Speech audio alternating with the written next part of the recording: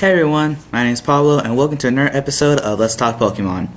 Now, I was going to do another Pokemon myth, but then I actually stumbled upon some stuff in Pokemon, just sitting down lazily, just watching some old episodes, and started adding things up together, because that's how my mind works. It connects to almost everything. Seriously, mention something, I'll just randomly pop out, oh yeah, like that one show. Seriously, if you ever get to know me, that's how I am. So yeah, I actually stumbled upon something, and yeah, I was going to do a Pokemon myth, but what I'm going to talk about kind of involves some of them, so yeah, I'll just go with it. As you can see from the title, we're going to talk about death, and we're going to talk about Pokemon. Kind of weird, but stick around. I'll show you guys what I mean. Okay, so I'm actually going to break this down because there's kind of some different subjects to go with the whole Pokemon death. So I'm going to break it down into 4 things. I'm going to break it down to Brock, James, Blue, or Gary, and last but not least, yeah, that took a while, Red, or Ash, or Yara, which you get what I mean, the character you played in the original games of Red, Blue, and Yellow. So let's get started on this. You're probably wondering, what do some of these characters have to do with death and Pokemon? Well, Pokemon, yes, but what about death? So let's get started. Okay, now let's talk about Brock. We're gonna start out with that. Ever notice how he's a rock type gym leader? If you take away the B, it's rock. Ever notice that? Do all the gym leaders do some of the gym leaders just have the name of what type their gym is, so it kind of gives you a clue on what that is? Anyway, not important right now. We're going to talk about Brock and how he's basically the oldest brother of his entire family, which look a lot like him, which is kind of weird. And so does his dad. And you're probably wondering, what does he have to do with death and Pokemon? Well, Pokemon, yes, but what about the death part? Well, think about it. If you've ever seen the first episodes when Ash tries to battle Brock, he kind of fails at it. And then he meets this guy, aka Brock's dad, but in disguise. For some reason, he's been living there for a while now. He left to become something better of himself, or something. I think it was like a midlife crisis going on here. I don't know. But basically, he left, he failed, he came back, too ashamed to come back to his family, so he just sits there and talks about rocks and tries to sell them to people, which is kind of sad. And so, yeah, he shows Ash that Brock has a pretty hard life, how he has to take care of all of his brothers and sisters. Seriously, I have a little brother, and I have to take care of him. And he's just one brother. And he's kind of an annoying little handful. So, why do I put up with it? Because he's my brother, and he has autism. And Brock, his parents left. So he has to take care of all of his brothers and sisters. I cannot imagine taking care of so many brothers and sisters. I'm just glad to have the one. So, yeah. And Ash wondered, well, what about Brock's mom? In the episode, Brock's dad says that Brock's mom was died from a disease, or was really sick or something. I know it was dead from a disease or something like that. She had a deadly disease and died from it, so she died. I was like, wait, you just introduced death in a cartoon show? That's kind of weird. But then later, I saw some of the Pokemon Chronicles, in which, they had one episode in which you talk about how Brock came back home, and and who's there waiting for him at home? Well, they're at home. His mom. And then later, in a I think it was Battle Frontier, they come to his hometown, and there's his mom. Well, his mom was showed. in 2 scenes, I think. What? Like, just... What? You said she was dead! Like... I don't know how to react to this. And honestly, I did not expect Brock's mom to look like that. I don't know what I expected, but... Is it me or does she look a little young? Seriously, compared to, like, Brock's dad, she looks pretty young. Just look at the comparisons. Seriously, like, if they said she was, like, Brock's, like, slightly older sister, or, like, younger sister, I would have believed that. I would have been like, oh, wow. I actually would have believed that. Someone told me that. Some people say it's, like, his stepmom. Some people, like, theorize that. Some people say it's, like, a mistress or something, like, which is also too weird for a little kid's show. You know, like, she's like a younger stepmom or something. Like, that actually sounds believable as well. But, you know, Brock does call her mom. And so... Yeah, I'm not really sure. Brock kind of keeps a private life about his family. And I respectfully understand that. Come on, don't we all? Like, come on, our families are pretty weird. If any people that... Okay, if you're a person that didn't have a family, I am sorry about this, about talking about all this family stuff. This is too much for you, sorry. Out there. But anyway, like, you just said that she died from a disease, and yet she is here. What, did Brock's original mom die, and then you just remarried this girl that looks still, like, really younger than you? Like, seriously, if someone told me she was, like, 18, I would have believed that, or 19.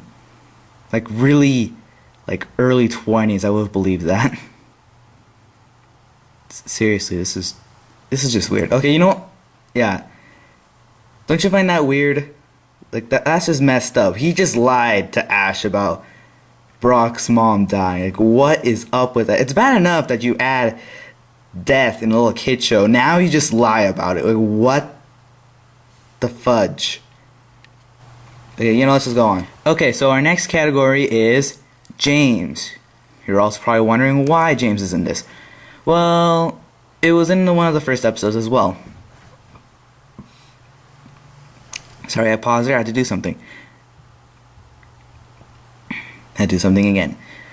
Okay, so basically, it was an old episode. I think it was called Holy Matrimony, in which kind of gives James a little background story, which I actually enjoy those episodes. I enjoy episodes that tell background stories of the characters, you know. Even if it's not the main character, I will enjoy that too, seriously. Like, I like one of my favorite episodes of Pokemon was... yeah, this was actually a pretty good episode, how they go, like, into that. And I also like the episode where they talked about how Jessie was so poor that they ate snow. Like, gave her a little backstory on, like... Actually, they had, like, a lot of, like, Jessie backstory episodes, you know. Like, how she tried to be, like, a Pokemon nurse, you know. Like, it was actually... Like, you get a better idea of the characters, and they don't seem as cold-hearted SOBs, you know. But yeah, so basically, James was just a spoiled rich kid, in which he was engaged to this Jezebel lady who looks like Jessie. It's kind of weird how he works with a girl named Jessie, in which she looks like Jezebel. Like, isn't that kind of weird? He runs away from this girl only to work with a girl very similar to her. Like, I do not get that. Like, what's up with James? Like, when he went to Team Rocket, like, and got partnered up with her, was he like, okay, yeah, this girl's better than the other one? Or was he like, okay, really, can I just not run? Okay, I'm assuming I can't run away from her problem, so I'm just gonna stick with this one. Is that what he's thinking? Or maybe he just doesn't see it. Or maybe he likes Jessie. Maybe he's in love with her. Who knows? I know the manga might have an answer to that, but it's like one of the last books in which that costs a lot of money. Seriously. Go to Amazon, it'll cost like so much money. Seriously, I wish I had that though. Like, that way I can get a little bit more answers. Yeah, okay, sorry, I'm drifting off here. Anyway, He used to be a rich kid, ran away because he was engaged to be engaged to Jezebel, which if you like pay attention in the future episodes, Jesse actually takes that name, which is kind of weird as well. And I guess they lose track of like fake names. So anyway, back on topic, yeah. In this episode of Holy Matrimony, the normal gang, Ash, Misty, and Brock, they find a picture of James, who was missing, and the butlers are like, oh, you know this guy? He's like, oh yeah, he kind of follows us around, which is kind of weird. And so he takes them to their mansion, only to tell them that James's parents are dead. When I saw this, I was like, wow, again, you just introduced death on this show. Crazy. Is it that you introduced death to a children's show? Artistic? Was it a gamble? Who knows? We don't know, we don't know. Maybe it's a little both. But yeah, the guy said that, the butler said that his parents have died, and that if James doesn't marry Jezebel for 24 hours, the entire mansion is all of his inheritance estate is going to go to charity.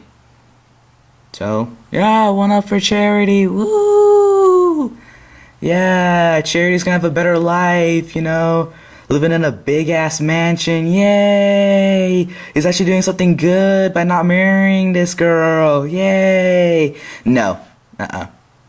No, it turns out his parents faked their deaths. What the fudge? They fake their death. Who does that? Oh, yeah, Brock's mom. Seriously, what is up with faking their deaths in this show? Why would you do that? That's just so messed up. It turned out it was all a trick, just so he can try to marry this Jezebel, which all backfired, and he managed to run away. In which the reason why he didn't marry her was because she was bossy and tried to change every personality aspect of him.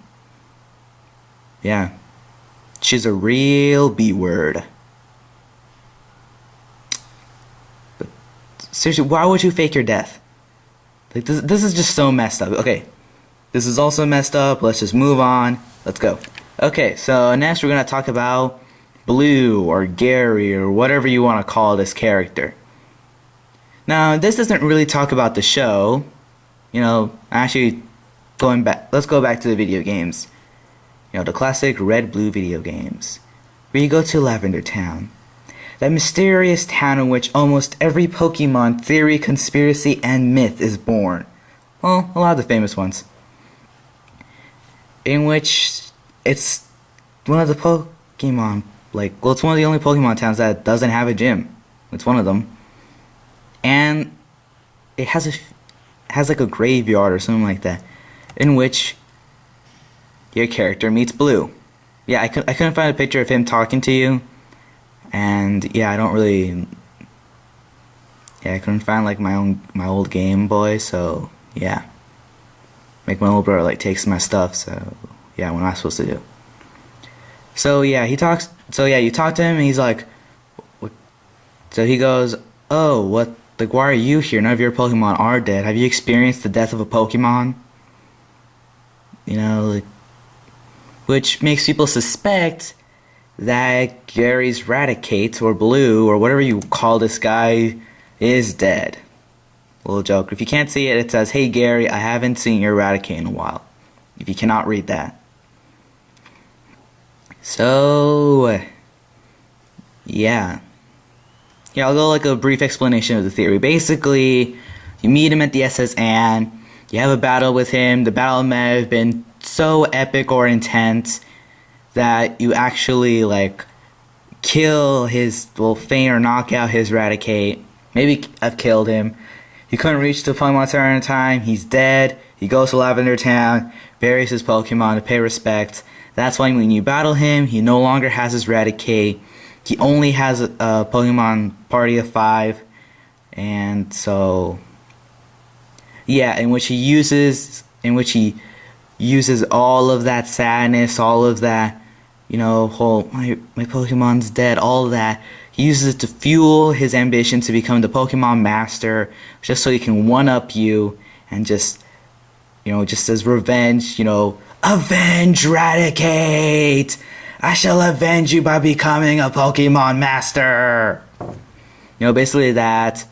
In which in the game, if you are successful and beat him, like you take the love of his so in which you take away in which like you get all the attention from his grandfather, which is his only family left because supposedly he's an orphan, making you feel like the world's biggest douchebag. Or yet you don't really care because it's a freaking video game, this is all a theory, and because he was kind of a dick to you. So, payback, revenge, avenge, who knows? Who knows? Yeah. So, I did cover a myth, but I'm not going to go, oh, is it confirmed? Is it busted? Is it plausible? I'm not going to go with that because a lot of the Pokemon myths and conspiracies and theories, they do not have enough information to actually be busted or confirmed so. Yeah, that's why I might still do theories. I'm probably just going to talk about. I'm not going to say if they're true or not. This is actually a very interesting theory. It's very mature. That's what I like about it. I like how everyone's just been like over the years of Pokemon, we've been able to get all of this stuff, like all the information, and make a more mature version for us to enjoy.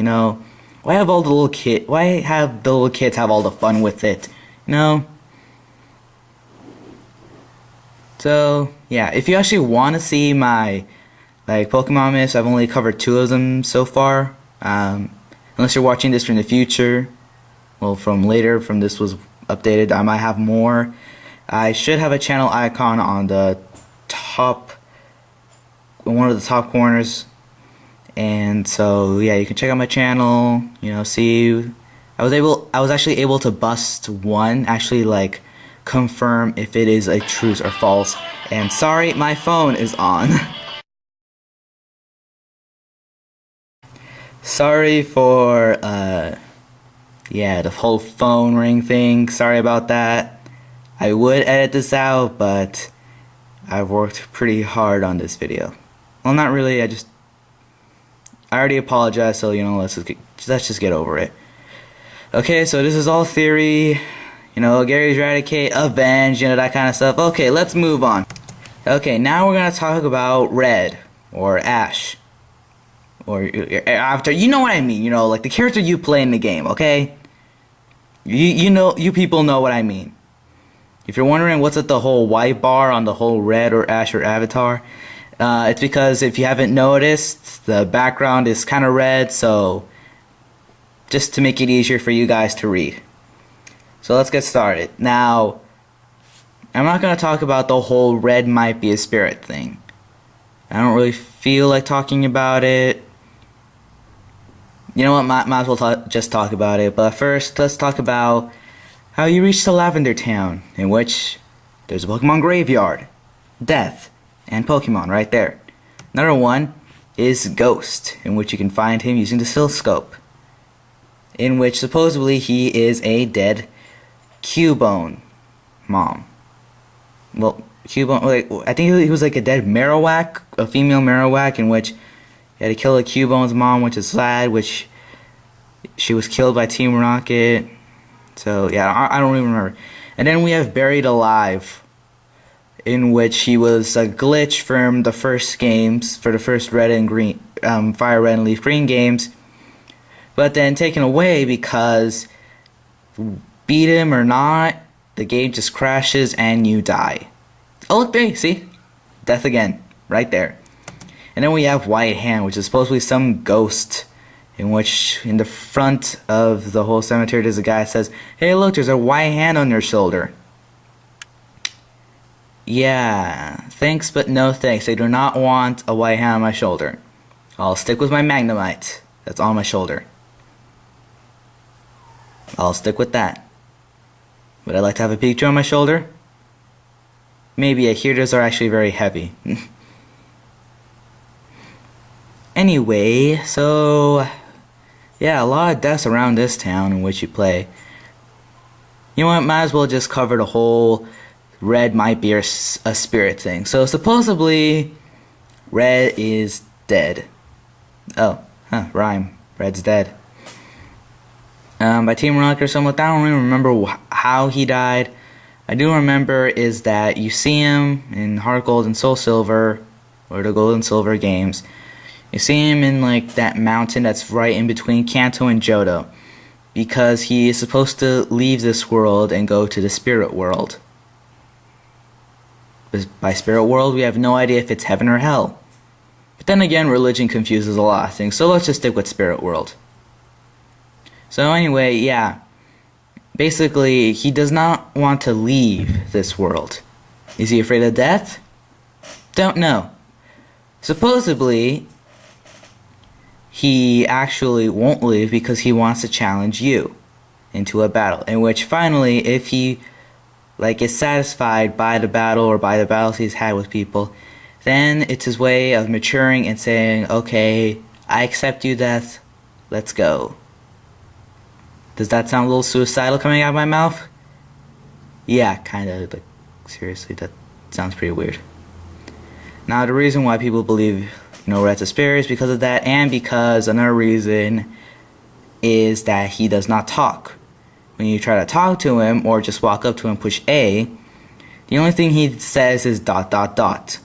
The reason probably why is that in the first games, when you play Red, you don't really talk, you don't really interact or talk much. Actually, in any game, you don't really talk or interact much with the characters. You just say yes or no. Sorry for the pauses I've been making, sorry for the ringtone, and sorry if you hear some background sounds. Like I said, this is the quietest room I can find. Seriously, if I do this in my room, you'll just hear my mom and my sister arguing all day. And my little brother whining. So, yeah, that's the reason why people believe that Red goes ... Because you played him before, and so you don't really have much interaction with the characters in the game. Or when you're around, yeah, there's the X transceiver, but seriously, I've tried that and it does not work from far away. Seriously, that was actually pretty disappointing.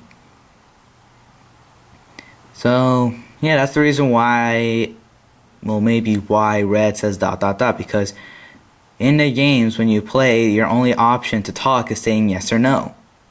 So, do you want to battle? Yes. Are you ready? Yes. Is there really 4? No. Nah, I'm just kidding now. So, yeah, Pokemon and death. Pokemon have died, and characters on the show have faked their death. Really weird. So, I guess the first generations, either being the show or the game, they've had some sort of art into it, which is probably why a lot of people like the old versions of Pokemon better than the new ones. I actually like there's always an aspect in which I like about each generation. Like the first generation had a lot of artwork into it, By artwork, I don't really mean the way they have been drawn or the way the graphics were, but the backstories they had, the way you've felt closer to the characters, that kind of stuff. And in Johto's, it was more of to me, it was more of a continuing to that. So, what's not to like? Things keep going. Then in Hoenn, they had some really cool Pokemon. I liked it, Pretty cool Pokemon. Some people might be all thumbs down, but I liked Hoenn, Pretty cool. And Sinnoh came out, and yeah, pretty cool, They had a lot of Christianity stuff actually going on. It was really weird. A lot of European aspect on the show. Yeah. Yeah, I liked how, especially the show, I liked how they had a little wink to the audience. how Paul was all about the perfect Pokemon by stats, while Ash is more about like molding the Pokemon into what it could become, while Paul, like, he will like either breed or catch the Pokemon with the best stats and then level it up to what to its max of what it can be, while Ash, he's more about the love in the Pokemon, that its love will make it the best. That's its mold in which will make it the best Pokemon of all. You know, kind of like that Teen Titans episode in which Cyborg fights that robot. You know, it's not about, like, sure, his mechanical side can only give 100%, but if he puts his mind to it, he can reach over that. As you can see, like, in his little arm, it said that he gave it 100%, but then it was like 110, 111, so... yeah, it's like that. And then in Sinnoh, like, they had... oh yeah, I just talked about Sinnoh, sorry. And then Unova, like... it's okay. Like, I like how in the game and I guess in the show, like, they kind of make you rethink about the whole, like, Pokemon generation thing, you know, with M being like, oh, you're enslaving your Pokemon, let them go, you know, which, you know, it's kind of interesting, actually. It makes you rethink, kind of makes you rethink your childhood, and, like, you kind of want to shut up, because you're like, oh, no, I had a great childhood, stop messing my childhood, but... you know, they're kind of thinking outside the box, making it like an interesting outlook into it. You're looking at it in a different perspective. Like I think every generation has done that. Like, all the bad guys, you know, like, they don't think they're bad, they just have a different way of thinking.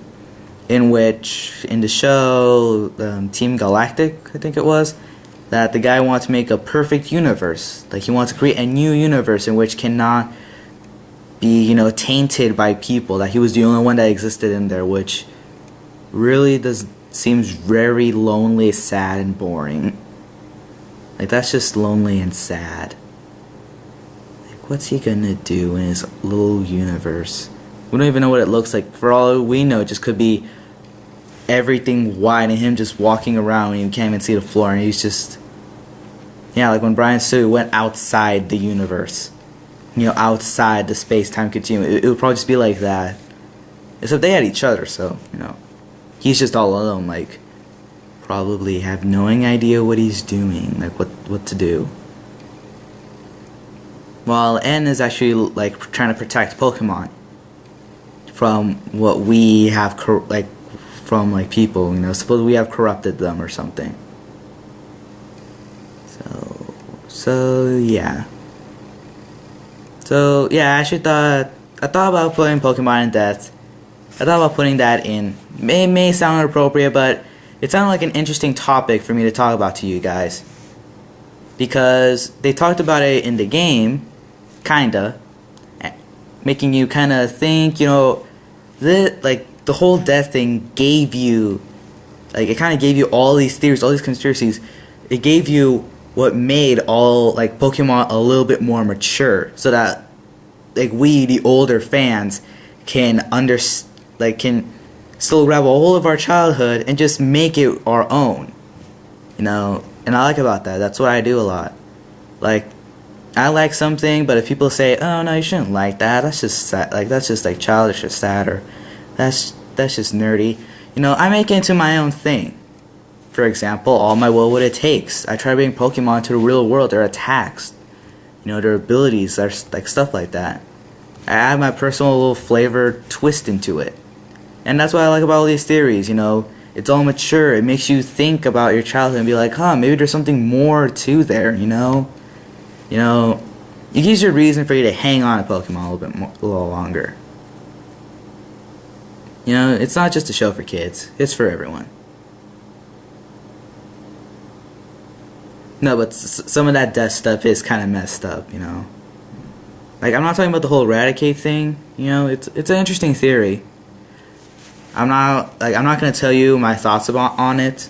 All I know is that there's not enough evidence to confirm or disprove it unless Game Freak has told us anything about it, which they have not. But yeah, in the anime, the episodes in which the parents fake their own deaths, like, seriously, what is up with that? That's just messed up. why would you do that? Like, why would Brock's dad tell Ash that, oh, yeah, Brock's mom died? Like, I can see now why Brock would hate his parents. I used to wonder, like, I wonder, like, why he, like, is always angry at his parents. And, like, I revisit the old episodes and, like, oh, yeah, the dad just left them. And then the mom, who knows? Supposedly she's dead of a disease. So they just abandoned Brock just to take care of all of his brothers and like. And then like James's parents, they only cared about like. I did not get that actually. Like why did they force him to marry that one girl?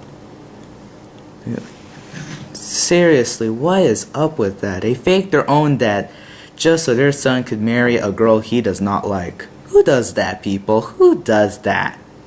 Is that why like all the is that why all the dads, like all like of the middle-aged men in the Pokemon series are gone?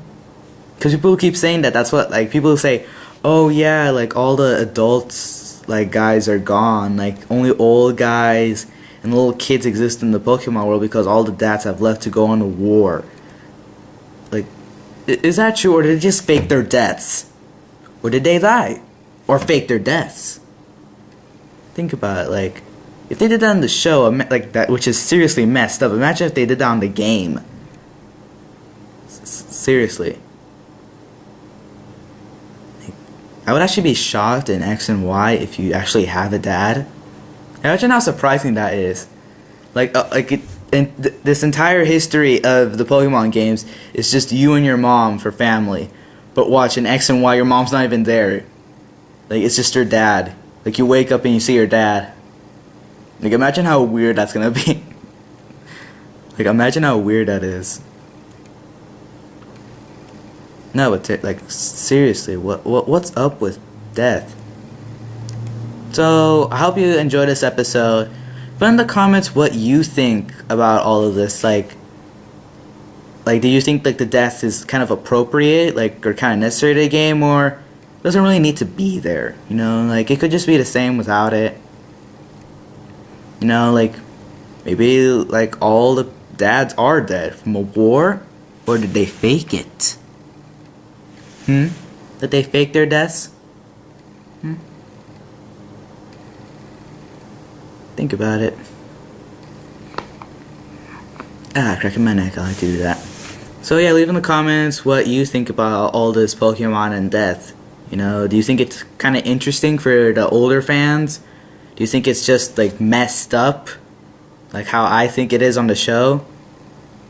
You know, put your ideas on it. You know, if you like this episode, like I said earlier, I should have a channel icon up here for you to check out my other videos, and I should have a recent one down here for you guys to check out. So, yeah, what you waiting for? Check out my other videos. You know, click like, subscribe, and I'll see you guys next time.